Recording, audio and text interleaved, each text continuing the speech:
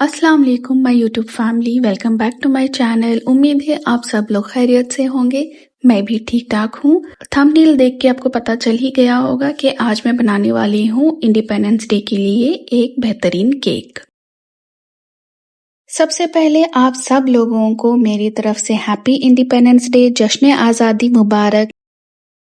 तो मेरी ऑफिस में सब लोग कुछ ना कुछ लेकर आ रहे हैं जो कि इंडिपेंडेंस डे का थीम है, तो मैं बना रही हूँ इंडिपेंडेंस डे का केक। तो कल जो कि मुझे कल ऑफिस लेकर जाना है। तो चलिए केक बनाना स्टार्ट करते हैं। ये सारी जो केक की प्रिपरेशंस मैं कर रही हूँ, इनकी सारी डिटेल्स और रेसिपी मैं डिस्क्रिप्शन बॉक्स में भी दे दूंगी, वहां से भी आप इसको फॉलो कर सकते हैं। तो आज मैं आपको एक और चीज शेयर करना चाहती हूँ। इट्स रिलेटेड टू माई नाना। मेरे नाना इंडियन आर्मी में थे और उन्होंने हमारे मुल्क की आज़ादी के वक्त अपनी खिदमत अंजाम दी थी। एंड मैंने उनसे सुना था कि उनको जापान के जेल में रखा गया था। इट्स अराउंड 1942 का शायद ये किस्सा है। उनको उनके फेलो सोल्जर्स के साथ जापान ले जाया गया था और वहां वो लगभग 3.5 साल जेल में रहे थे।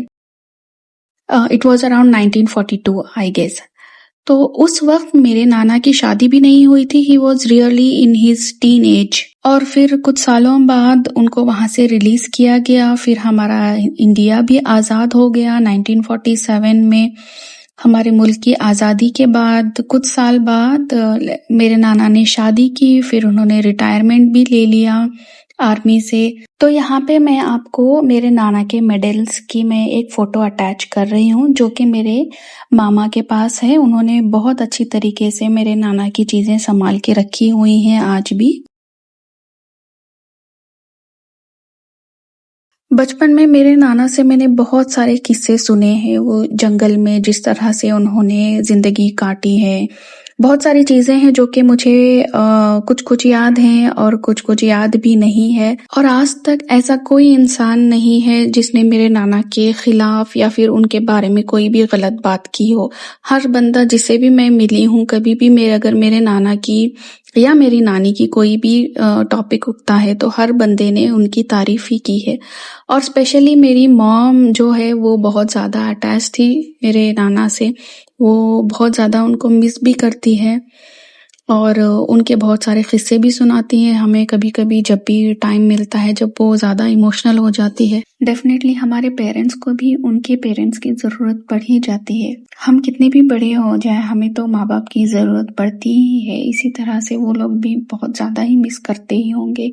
बस ये बात है कि एक्सप्रेस नहीं कर पाते हैं। आज मैं बस ये कहना चाहती हूँ कि मेरे नाना की स्टोरी के जरिए से मैं ये याद दिलाना चाहती हूँ कि हमारे मुल्क की हिस्ट्री बहुत से ऐसे लोगों के सैक्रिफाइसेस और कंट्रीब्यूशन से बनी है जिन्होंने अपने अपने तरीके से कंट्री के लिए सर्व किया है। और सिर्फ मेरे नाना ही नहीं, उनके भाई भी एयर डिफेंस में थे, उनके बच्चे भी थे जो कि कारगिल वॉर में फाइट किया था।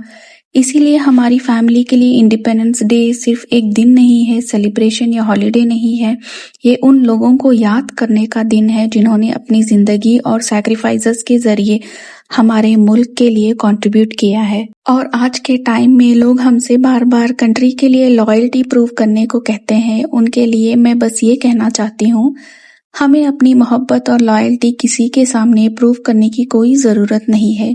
हमारी हिस्ट्री, हमारे सैक्रिफाइसेस और हमारे फैमिलीज के कॉन्ट्रीब्यूशंस खुद बोलती है। और happy independence day for all of you.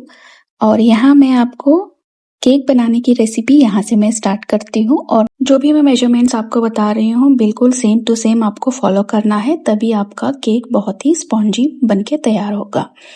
तो सबसे पहले आपने ले लेना है 3 अंडे और उसमें से जो येलो पार्ट है आपको अलग कर लेना है। और मेक श्योर करें कि जो एग योक है वो आपके एग वाइट में थोड़ा सा भी नहीं रहना चाहिए, वरना एग आपका जो केक है वो स्पॉन्जी नहीं बनेगा। ओके, तो पहला स्टेप ये है कि जो एग वाइट है उसको हम बीटर की हेल्प से 45 सेकेंड्स के लिए बीट कर लेंगे मीडियम स्पीड पे। और फिर उसमें धीरे धीरे करके शुगर ऐड करते जाएंगे। शुगर को हम 3 पार्ट्स में ऐड करेंगे और बीट करते जाएंगे। शुगर जो है अराउंड 80 ग्राम्स तक यूज होगा इसमें। लगभग 5 to 6 टेबल स्पून लगेंगे।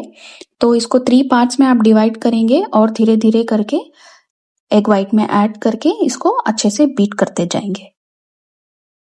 तो ये है हमारा फाइनल और थर्ड पार्ट शुगर ऐड करने का।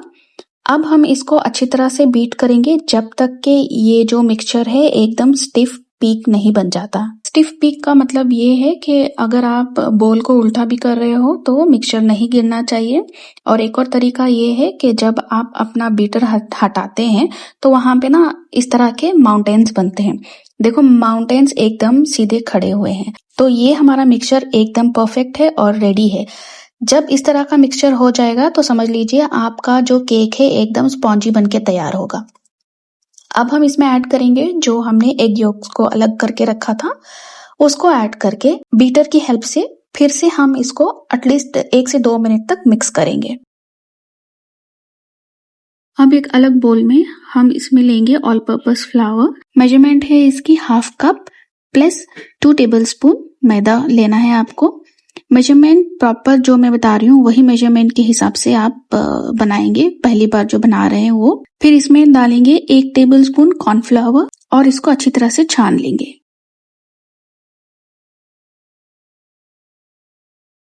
और अब इस मिक्सचर को हम ऐड कर लेंगे हमारे केक बैटर में।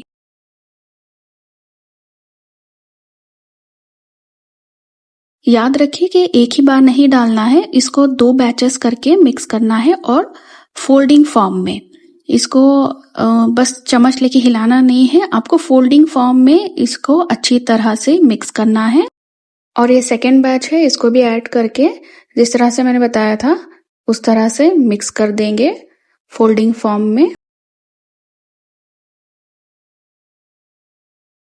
तो इस केक के मिक्सचर को साइड में रखते हैं। एक छोटा सा बोल लेंगे, उसमें हम ऐड करेंगे 2 टेबलस्पून ऑयल, 1 टेबलस्पून मिल्क और 1/2 teaspoon vanilla essence.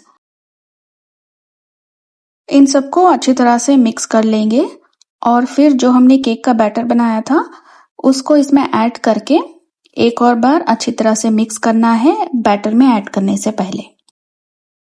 Essence, oil और मिल्क वगैरह सब डायरेक्टली बैटर में नहीं डाल सकते, तो इसीलिए आपको ये मेथड फॉलो करना है। बैटर में ऐड करने से पहले अच्छे से इसको मिक्स कर लेंगे, फिर हम बैटर में ऐड करके दोबारा से मिक्स करेंगे। और जो लोग मेरे चैनल पर पहली बार आए हैं, मेरे चैनल को सब्सक्राइब कर लें और मेरे वीडियो को लाइक करें, फैमिली और फ्रेंड्स के साथ ज़रूर शेयर करें और नोटिफिकेशंस के लिए बेल आइकन को प्रेस कर लें ताकि जब भी मैं कोई नई रेसिपी या कोई नया व्लॉग अपलोड करूं तो सबसे पहले आपको नोटिफिकेशंस भी मिल जाएगी।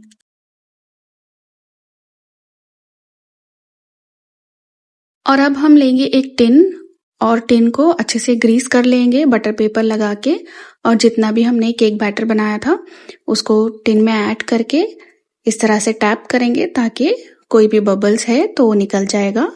और एक आपको स्टिक ले लेनी है और उसको इस तरह से एक बार लेवल कर लेना है बैटर को। और प्री हीटेड ओवन में आपको रख देना है 30 to 35 मिनट्स। ये डिपेंड करता है आप कौन सा ओवन यूज कर रहे हो, उसके हिसाब से आप टेम्परेचर कम या ज्यादा कर लेंगे और टाइमिंग्स भी कम या ज्यादा हो सकती है depending on the oven what you are using. Exact 35 minutes लगा था मेरे ओवन में और इसको ठंडा होने के लिए रख देंगे। इमीडिएटली आप इसको नहीं निकालना है टिन के बाहर, वरना ये टूट सकता है। तो 10 to 15 मिनट्स का आपको रेस्ट देना है, फिर इसमें से हम केक को निकालेंगे।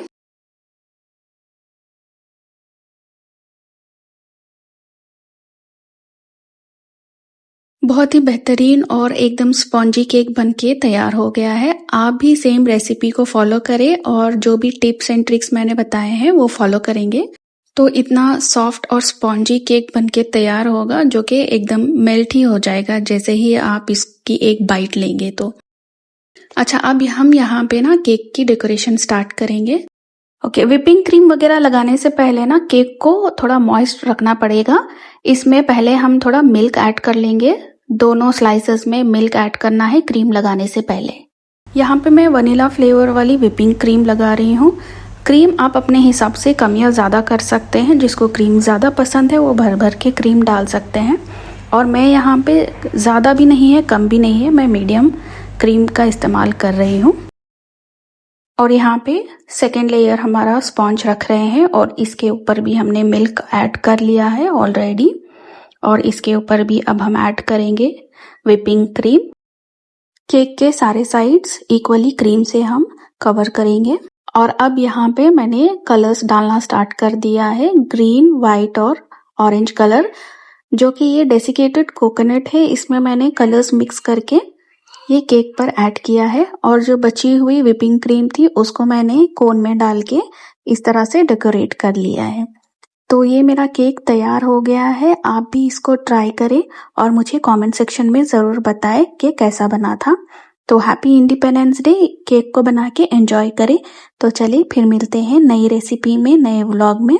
तब तक के लिए ख्याल रखें। Take care. अल्लाह हाफिज़। Bye bye.